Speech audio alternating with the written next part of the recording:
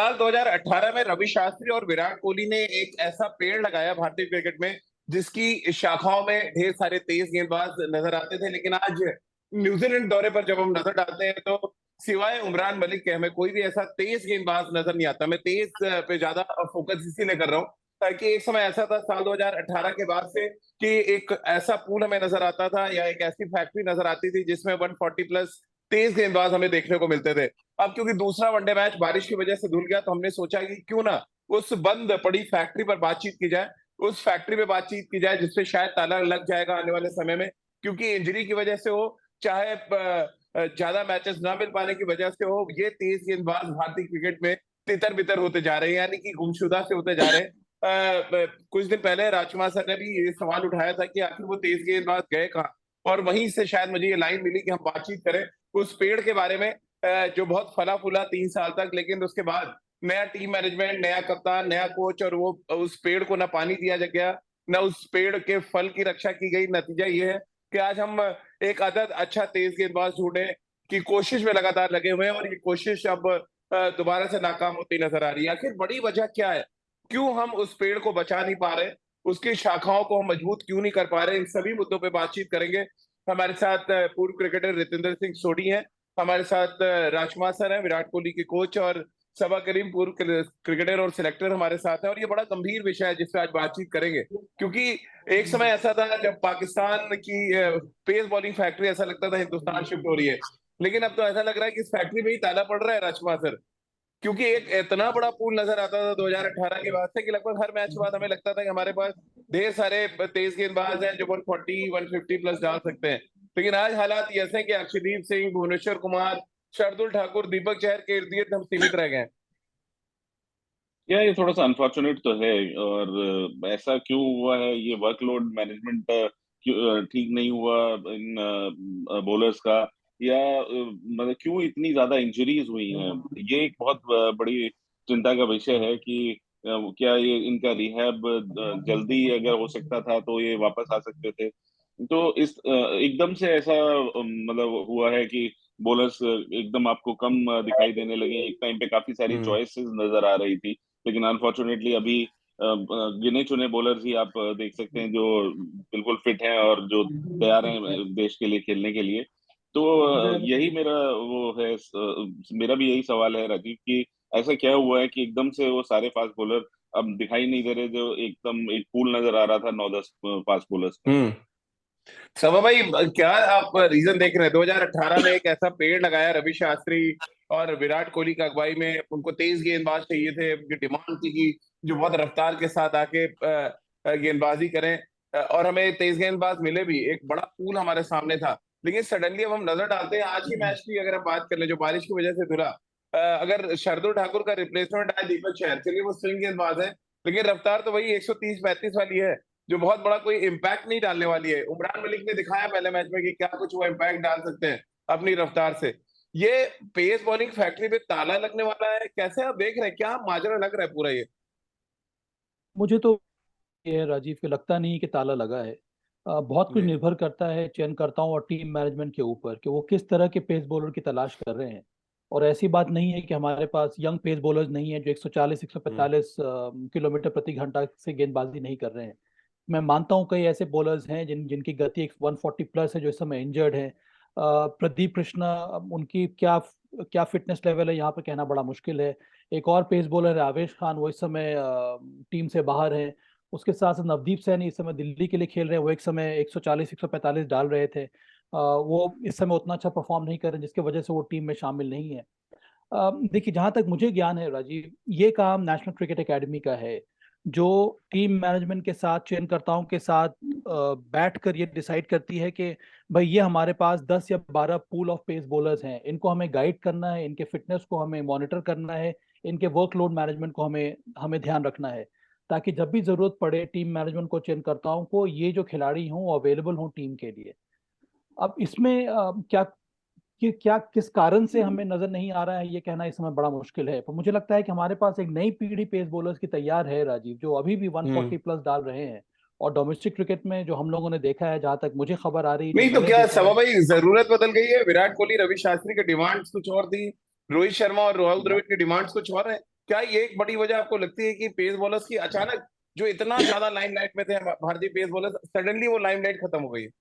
देखिए, वो एक बहुत बड़ा कारण हो सकता है राजीव, के जी। कई बार कंडीशंस के हिसाब से हम टीम चुनना चुनना शुरू कर देते हैं। भारत को ये लगने लगा कि अगर स्विंग बॉलर्स अगर आपको चाहिए तो फिर आपको पेस उस गति के पेस बॉलर की जरूरत नहीं है।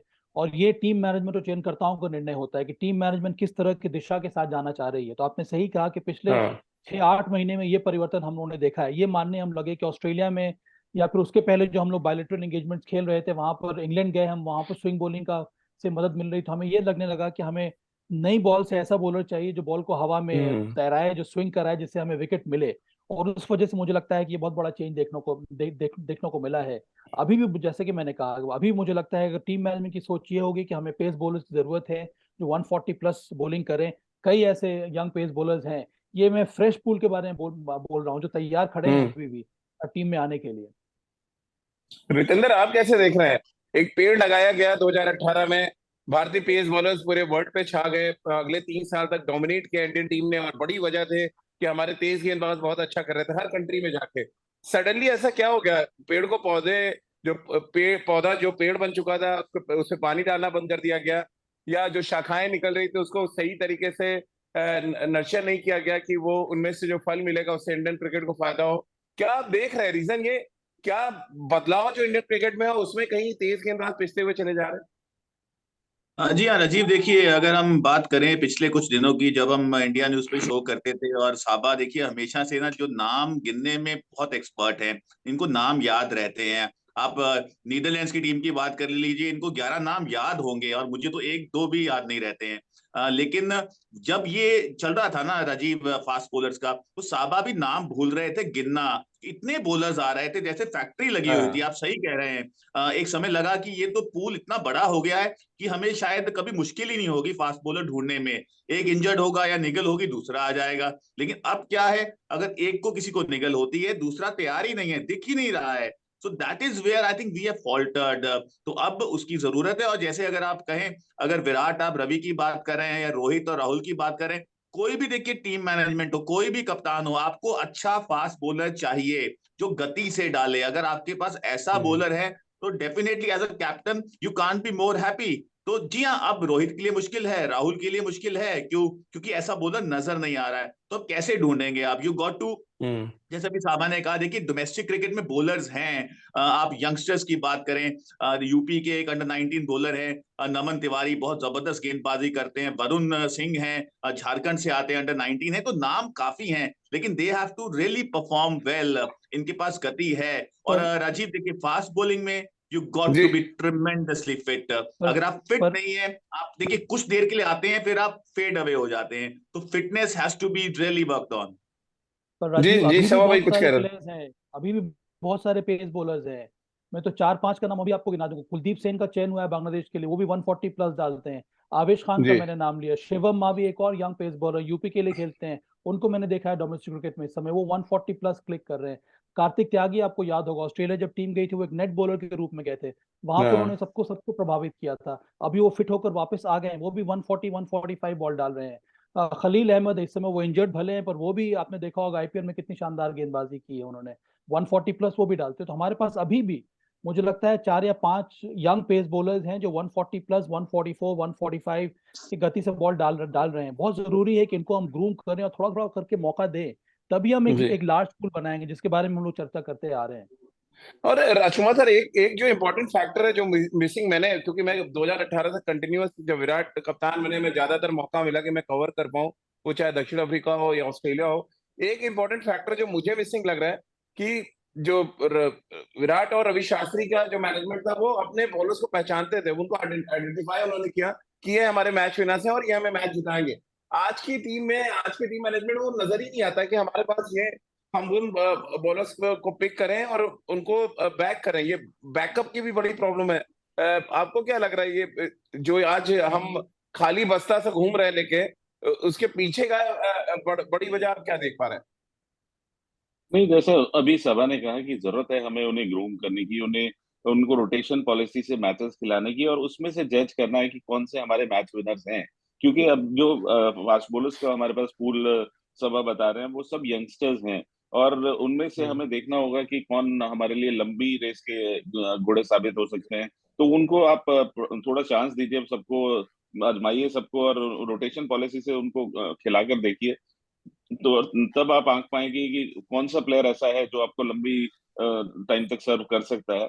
और मुझे लगता है कि इसमें बहुत ज्यादा हम्म। परेशानी नहीं होनी चाहिए, क्योंकि अब ऐसे भी भारत दो दो टीमें फील्ड कर रहा है, एक न्यूजीलैंड में खेल रही है, एक बांग्लादेश में खेल रही है। तो अगर दोनों टीमों में चार चार फास्ट बॉलर होंगे लेकिन तो दिक्कत हम तो मुझे इनका। वही आ रही है ना राजकुमार सर, आप कह रहे हैं बांग्लादेश एक टीम जा रही है, एक न्यूजीलैंड खेल रही है, बट गेंदबाज कोई नजर नहीं आ रहा उस टाइम पर। हम जसप्रीत बुमराह का जिक्र करते थे 2018 में, मोहम्मद शमी की बात करते थे, हम उमेश यादव की बात करते थे, और ये तीनों गेंदबाज ऐसे थे जो 140 प्लस जाते थे। और नतीजा आपने देखा, हमने दक्षिण अफ्रीका में टेस्ट मैचेस जीते, हमने ऑस्ट्रेलिया में अच्छा किया। जैसे ही ये तीनों गेंदबाज गए, वो रिप्लेसमेंट नजर नहीं आ रहा क्या? अब इसके पीछे कैसे अब वजह देखते हैं आप? देखिए वही मैं कह रहा हूँ ना, ग्रूम करने की जरूरत है आपको, आपको विश्वास नहीं तो दिखाना करेगा होगा कौन बॉलर्स पे। राजकुमार सर? ये ग्रूम करने की जिम्मेदारी है किसकी? ये कप्तान और कोच की जिम्मेदारी है राजीव, की जी। वो उनको अच्छे से मौका दे, और मतलब बैक करें उनको, और कॉन्फिडेंस दें कि आप आगे चलकर खेलेंगे अगर आप अच्छा करेंगे तो मुझे नहीं जी। लगता कि बहुत ज्यादा मुश्किल होनी चाहिए इसमें। ये आगे मुश्किल होगी ऐसा होगा भी नहीं, मुझे पूरी आशा है, जी। क्योंकि राहुल द्रविड़ एक अच्छे कोच हैं, और रोहित को काफी एक्सपीरियंस है कप्तानी का। तो मुझे लगता है कि आने वाले समय में ये लोग जरूर ग्रोम करेंगे, और देखेंगे कि कौन से फास्ट बॉलर ऐसे हैं, जैसे अब उमरान मलिक है। मैं कह रहा हूँ आप उनको बैक कीजिए, वो एक बहुत शानदार प्रतिभा है, एक ऐसा बॉलर जो 150 प्लस बॉल लेकिन डाल कैसे सकता होगा है या। राजकुमार सर? आपको भी याद है आयरलैंड में जाया गया, उनको ड्रॉप कर दिया गया, भूल गए अचानक, जब सारे तेज गेंदबाज आपके ट्राई टेस्टेड फेल हो गए, तो आप फिर उमरान मलिक के पास चले गए। तो ये एक कंसिस्टेंट जो रूप देने की बात है, वो तो होता नहीं है कभी। वही मैं कह रहा हूँ ना, वो जरूरत है कि आप आइडेंटिफाई कीजिए कि आपके कौन से फास्ट बॉलर हैं। तो अब उमरान मलिक, आप अनडाउटेडली वो इस समय बेस्ट बॉलर हैं स्पीड वाइज, अगर तो देखा जाए तो आप उनको ग्रूम कीजिए, उन्हें कॉन्फिडेंस दीजिए कि आप रेगुलर खेलेंगे। अगर आपकी पिटाई भी होती है तो आप अपनी हम्म। पेस को नहीं कट कीजिए। आप उस लिए अक्सर देखा जाता है कि आपको कहा जाता है कि आप लाइन लेंथ डालिए, वो पेस पे बहुत ज्यादा वो मत कंसंट्रेट कीजिए। एक अच्छी लाइन और लेंथ पे, हार्ड लाइन पे बॉल डालिए, और कोशिश कीजिए बॉल को स्विंग करें, ना कि और then you cut down on your pace. तो उस तरह की चीजें नहीं होनी चाहिए। और मुझे लगता है कि काफी एक्सपीरियंस्ड हैं राहुल इस बात में, मतलब वो समझेंगे, और जरूर ऐसा एक दोबारा से पूल नजर आएगा भारतीय टीम में। वितेंद्र, आप क्या रीजन देख पा रहे हैं? जसप्रीत बुमराह गए, मोहम्मद शमी अब कंसिस्टेंट क्रिकेट नहीं खेल पा रहे इन दिनों ऑल फॉर्मेट में, उमेश यादव को शायद कंसीडर नहीं किया जा रहा, और उसके बाद प्रसिद्ध कृष्णा एक अच्छे तेज गेंदबाज है, इंजरी, फिर उसका जितने भी नाम लेते जाइए वो इंजरी प्रोन गेंदबाज आपके लिस्ट में बढ़ते चले गए। आप क्या रीजन देख पा रहे हैं कि पेस बॉलर अवेलेबल होने की जगह वो दूसरी लिस्ट में जाते गए, यानी कि जो अनफिट खिलाड़ियों की एक लिस्ट है, उसमें एक लंबी लिस्ट है जहाँ पे तेज गेंदबाजों का नाम है? देखिए राजीव, यहाँ पे प्रत्यक्ष को प्रमाण की जरूरत नहीं है। देखिए यहाँ टीम मैनेजमेंट को आप ज्यादा कुछ कह नहीं सकते हैं, क्योंकि अगर आप इंजर्ड हो रहे हैं, अगर आप फिट नहीं है, और अजीब, जब आप भी क्रिकेट खेलते थे, साबा क्रिकेट खेलते थे, राजकुमार जी खेलते थे, वो जमाना ऐसा था, टेस्ट क्रिकेट का जमाना था। आप एक दिन में 20-20 ओवर डालते थे, लेकिन अब T20 क्रिकेट का बोलबाला है, और आप अगर महज 4 ओवर डाल के इंजर्ड हो रहे हैं, तो वो दर्शाता है कि फिटनेस पे आपने ज्यादा काम नहीं किया है। You got to blame your own self. Prasidh Krishna की बात करें, सिराज की बात करें, अगर आपको निगल्स हैं, तो उसका ध्यान तो आपको खुद रखना होगा। आपको सिलेक्टर्स या टीम मैनेजमेंट कब देखेगी? तब देखेगी जब आप फिट हैं। आप एनसीए भी जा सकते हैं, वहां पे आप फिट हो सकते हैं, लेकिन and of the day the onus is on you. आपने कितना अपने अपने स्टमक पे काम किया, कितना अपने बैक पे काम किया, कितने आपने अपने एंड्योरेंस पे काम किया है। और मुझे लगता है, देखिए राजीव, अभी तो टेस्ट हुआ नहीं है, यहाँ पे मैं अर्शदीप सिंह का मेंशन करना चाहूंगा, शानदार होनहार बॉलर है, लेकिन अभी टेस्ट क्रिकेट, वनडे क्रिकेट में उनका बड़ा टेस्ट होना है, जब 10 ओवर वनडे क्रिकेट में डालने पड़ेंगे, टेस्ट क्रिकेट में 20 ओवर का स्पेल डालना होगा, तो वहां पे वो कहाँ खड़ेंगे, कितना फिट होंगे, वहां पता चलेगा। I think that is hmm. Where where there's an acid test। तो जी हाँ, I am sure fitness has to be the criteria, और यहाँ पे बॉलर्स को खुद अपनी फिटनेस पे काम करना होगा। इक्की दुक्की 3 मैच आप T20 खेलें और आपका नाम हो जाता है, but end of the day आप तब जाने जाते हैं जब आप भारत के लिए कपिल देव बनते हैं, आप भारत के लिए जसप्रीत बुमराह बनते हैं, जावगल श्रीनाथ बनते हैं। I think that is where we have to work on. NCA का जिक्र किया सवा भाई रितेंद्र ने, आपको लग रहा है एनसीए भी सही ढंग से काम नहीं कर पा रही? क्योंकि आप उनके हर हेड कोच को हर महीने आप भारतीय टीम के साथ दौरे पे भेज देते हैं, जो उनका बॉलिंग कोच है, यानी कि वो सेकंड स्टाफ बना दिया बेसिकली आपने एनसीए के जो मेंबर्स हैं।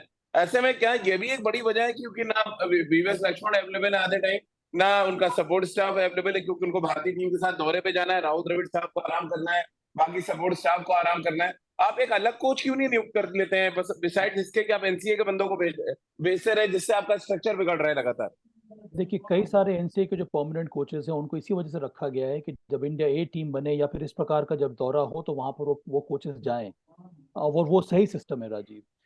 एनसीए के पास जिस तरह का सिस्टम बना है इस समय वीवीएस लक्ष्मण के अंडर या इसके पहले जो राहुल द्रविड़ ने काम किया वो काफी शानदार है। ट्रॉय कूली जो एक फेमस बॉलिंग कोच है उनको हायर किया बीसीसीआई ने, वो पिछले 6 महीने से काम कर रहे हैं एनसीए में। एनसीए के पास एक स्पोर्ट्स साइंस सेंटर है जिसको हेड कर रहे हैं नितिन देसाई, जो इसके पहले भारतीय टीम के साथ जुड़े हुए थे एक फिजियो के रूप में। उनके अंडर पूरा strength and conditioning plus physiotherapy wing आता है। तो वहां पर सिस्टम बहुत अच्छा हो गया, हमें थोड़ा बहुत पेशेंट रहना पड़ेगा। देखिए, एक और दिक्कत क्यों आई है तो मैं आपको एक्सप्लेन करता हूँ कि कुछ जमाना पहले, ये कोविड के पहले, हमेशा इंडिया ए के बहुत सारे टूर्स होते थे जहां पर चयनकर्ताओं को समय मिलता था नए यंग पेस बॉलर्स को देखने का। ये कोविड के वजह से ज्यादा इंडिया ए टूर शुरू हुए नहीं है। अभी हाल में पहला सीजन रहा है जब इंडिया ने न्यूजीलैंड के विरुद्ध घरेलू श्रृंखला खेली थी इंडिया ए की, तो अब वो सिलसिला शुरू हुआ है। अब पहले हफ्ते में मुझे लगता है कि इंडिया ए टीम बांग्लादेश ए टीम के साथ खेलने जा रही है। तो अब फिर से वो एक प्लेटफॉर्म रहेगा जहां हमारे यंग पेस बॉलर्स को मौका मिलेगा परफॉर्म करने का, और चयनकर्ताओं को मौका मिलेगा इनको देखने का डिफरेंट कंडीशंस में। अभी और भी काम बाकी है, ये तो अभी घरेलू सीजन की हम बात कर रहे हैं। बहुत जल्दी बाहर बाहर भी इंडिया ए की टीम ट्रैवल करने लगेगी, चाहे वो दक्षिण अफ्रीका हो गया, ऑस्ट्रेलिया हो गया, न्यूजीलैंड हो गया, इंग्लैंड हो गया। यहाँ से हमें कई सारे पेस बॉलर्स मिलेंगे। अभी जो आप क्रॉप जो बात कर रहे हैं नए पेस बॉलर्स का, चाहे मोहम्मद सिराज हो गए, प्रसिद्ध कृष्णा हो गए, नवदीप सैनी हो गए, आवेश खान हो गए, ये सब इंडिया ए के थ्रू ही आए हैं। तो जो मैंने जो यंग पेस बॉलर्स का नाम लिया है, इनको अब मौका मिलना चाहिए इंडिया ए में, ताकि चयनकर्ता उनको देखे, और कुछ हद तक टीम मैनेजमेंट को भी एक्सप्लेन किया जाए कि ये हमारे पास next crop of pace bowlers हैं जो तैयार हैं। अब वो निर्भर करता है आपके ऊपर कि आपको किस प्रकार के रिक्वायरमेंट की जरूरत है। देखिए, जब सिलेक्शन कमेटी की मीटिंग होती है राजीव, वहां पर जो टीम मैनेजमेंट है जो रिप्रेजेंट करती है सिलेक्शन कमेटी में, चाहे वो कप्तान हो, कोच हो, वो आके सिलेक्शन कमेटी में सबसे पहले यही कहते हैं, मुझे इस तरह के प्लेयर की चाहिए, मुझे इस तरह का स्किल सेट का प्लेयर चाहिए अपनी टीम में। वो उनका विजन है, और वो प्रोवाइड करना, वो गैप को फिल करना काम है चयनकर्ता का। अगर सपोज कीजिए कि रोहित शर्मा ने ये कहा कि मुझे एक पेस बॉलर चाहिए 145 का, जो 145 किलोमीटर प्रति घंटा दे, तो आपके पास पूल ऑफ पेस बॉलर्स होने चाहिए 3-4, जिसमें से आप पिक कर पाए, और ये आप बता पाए रोहित शर्मा को कि देखिए, इनमें से पैकिंग ऑर्डर में नंबर 1 ये खिलाड़ी है, क्योंकि इंडिया ए में इतना अच्छा कर चुका है, डोमेस्टिक क्रिकेट में इतना अच्छा कर चुका है, इसे मुझे लगता है कि आपको खिलाना चाहिए।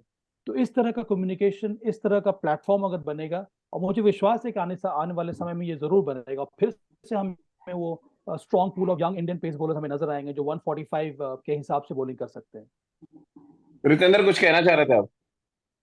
देखिए राजीव, आपने एनसीए की बात की है। मुझे लगता है NCA is at the moment the best thing which has happened to Indian cricket, क्योंकि अगर आपको निगल है, इंजरी है, आप वहां जा सकते हैं। अभी साबा ने बात की, वहाँ स्पोर्ट्स साइंस का वहाँ सेंटर है, बहुत काम हो रहा है वहाँ पे।